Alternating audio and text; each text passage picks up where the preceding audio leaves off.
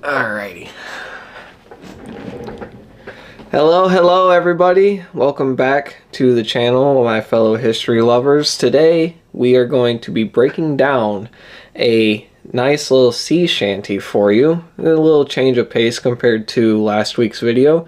I'm sure you guys know this sea shanty very well because it was made famous on TikTok last year a whole lot. Everybody was doing their own version of it. I actually love this sea shanty a lot. Some of my favorite artists did their own version of it. We will be talking about the Wellermen sea shanty today.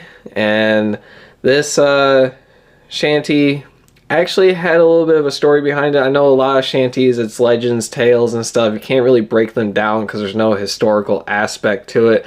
But this one actually did play a role in a country's wealth pretty massively in the 19th century. So I figured we would need to take a little bit of a look at it. A little bit of a shorter video today, but it's still pretty fun to break these down. If there's any more sea shanties in the future I can find some actual historical stories about, I will try and break them down a little bit. I think one of them might be Santana, might be a future one if I can find some actual story basis behind it. But for today, we are going to be looking at the Wellerman sea shanty. I'm sure you guys all have heard and love at this point. And so in order to look at this sea shanty, we have to go back to New Zealand, who was a it was a massive whaling island back in the late 18th century, around 1780s, 1790s, all the way up until 1965, which probably one of the longest whaling industries to actually last, and at least in my opinion lasted a little bit too long because we kind of got rid of the whole need for whale oil well before 1965. But this was a very wealthy industry that a lot of people got their hands in because it could make you, at the time, equivalent of a millionaire in no time if you only hunted probably about 2 whales a year. That was it. So it was massive in the industry and on this island. And so New Zealand, they practiced a shore-based whaling method. So what you would have is you would have towers kind of around the island in New Zealand. They would have people on lookout with telescopes and stuff, and they would spot whales in the ocean, okay? And people would hop on small boats, nothing big like you would see in some pictures, like artist drawings of whaling back in the day. It was not your big frigates. This was small, like rowboats and stuff. You would hop in that after somebody spotted a whale. You would chase it down. You would harpoon it with a rope first, and then the whale would kind of just tug you along, and you would continue your harpooning and your shooting at the whale until it eventually either died while you were being tugged, or you were able to steer it with its remaining life force onto shore at the island, where you would then take what was needed off of the whale. Now, normally it was the fat and the blubber of the whale that would be turned into oil, and then the oil would be used in the industry for whatever they needed it for, like candles and stuff like that. Now, people in whaling normally had to still take provisions with them, even for this short time frame that they would hunt these whales this way. I mean, most of the time it would only take like a week or two for you to hunt a whale like this, but you'd still need to take some provisions with you because you don't know where on the island you're going to end up with this whale. You know, you could end up in the middle of nowhere, no merchants, no nothing to give you food and supplies while you carve up the whale and take all the resources that you need and take it back to your town. So they still needed provisions with them. So in comes the Weller brothers. Now this brothers were Edward, George, and Joseph. They were British born people. You have to imagine New Zealand was kind of part of the British Empire around this time, you know, because they were expanding, taking over every island, just doing what Britain does best at this time frame. And so they end up going to New Zealand in 1829 on their ship, the Lucy Ann. And with them, they were carrying rum and gunpowder. So they were already kind of setting themselves up to be merchants as soon as they landed by selling some of the stuff off to the people. Now, they would end up opening up their own whaling station in Otaku. I think I'm saying that right. Don't quote me on that. And this is where they would start doing their own whaling business. So they would start hunting the whales, and they would start selling their own oils and stuff, to kind of creating their own fortune. But they would also keep doing the provision sales as well. So they would keep people with their rum, their gunpowder, their tea, any supplies they need, they would sell it to them during their whaling journeys. Now, this business would have a peak at about 1834. So they started doing this in 1829, 1830. They opened up their business, and about 4 years later, they would start to enter the height of the business. And during this time, they would be selling an average of 310 tons of whale oil every single year. Now, to put that in perspective, 310 tons of whale oil is about the equivalent of the amount of cargo a modern cargo ship can haul across the ocean today.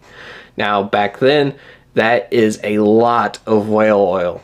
I mean, what we see in cargo ships now, you kind of just load up the containers, it takes it across the ocean. You normally ditch all the cargo within a month. This took them all year to do 310 tons of whale oil, and it was a lot. They made a ton of money doing this. And during this time, they would have about 85 people employed in the business, the Wellerman business. And what these employees would do is they would buy themselves some small ships to take. And these ships would be what carried the cargo and provisions that they would sell to other sailors that needed them when they were processing their whales. So that's kind of where you get the whole "soon may the Wellermen come to bring us sugar and tea and rum." That's where you get this part of the sea shanties, because these people would load up their small boats and they would take them and they would kind of spot out for other whale hunters that were on shore, and they would sell these provisions to them. Now, as the business expanded and they made more and more money every single year, they tried their best, the Weller brothers did, to expand the business a little bit by getting into other trades like timber and dried fish and just other things that were on the island that were kind of doing well business-wise, but it ended up not working out too well with them because British Empire had heavy tariffs at the time, and it kind of ripped their business apart, especially since New Zealand wasn't really its own independent entity at that point. So you had to go by British law a lot, and it would kind of make the business dwindle as time went on. It didn't help that around this time in 1835, one of the brothers would actually pass away, Joseph Weller, and his other brothers would try to abandon the business altogether. Like, they would try to start buying up a bunch of land in New Zealand to kind of solidify their standpoint, but it was very illegal for them to be doing this at the time, so it would all really just fall apart. And they would actually have to declare bankruptcy in 1840, so the Wellermen were out of business. They were only on the island for about 10 years at this time. But it was just the business impact that they had. Like, they had, New Zealand was brought up to new economic heights, and some of the surrounding indigenous tribes got actually roped into this business as well with them. And so it kind of brought other people into the economy that were never a part of it at the time. So New Zealand really boomed because of this merchant idea that nobody else really had. But with the bankruptcy, the Wellermen, the brothers and the employees would kind of just be swept under the rug. They would not do anything else, at least historic value, after this, and they wouldn't really be mentioned in books or anything. And, well, the only reason we know about them is because of this song, for the most part. And the government did acknowledge the Weller brothers back in 1931 for all of their impact on New Zealand. But the song really helped bring light to them. But the song didn't come out until 1860, 20 years after the bankruptcy of the Weller brothers. And nobody has any idea who recorded the song, who wrote the lyrics for it, nothing. It just started popping up in 1860, and some written text, some sailors would sing it, and it kind of just went from there. Eventually, the song would be collected and made public to everybody in the world in 1966, and that's why we have people nowadays who can just record their own version of the song and do what they wish with it. That's why we have so many remixes, metal covers, pop covers of this song today. It's because of what happened back then.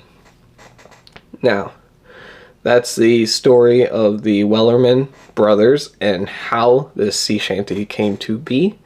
If you guys want to know more or want to do more sea shanties about this, do let me know. I can dive into New Zealand history with whaling and stuff in the future, but just leave a comment down below. Do you know any sea shanties that might have a story behind them that nobody really knows about? And what would you like to know in the future? Thank you guys for tuning in, and I will catch you guys next week with another video and more history facts.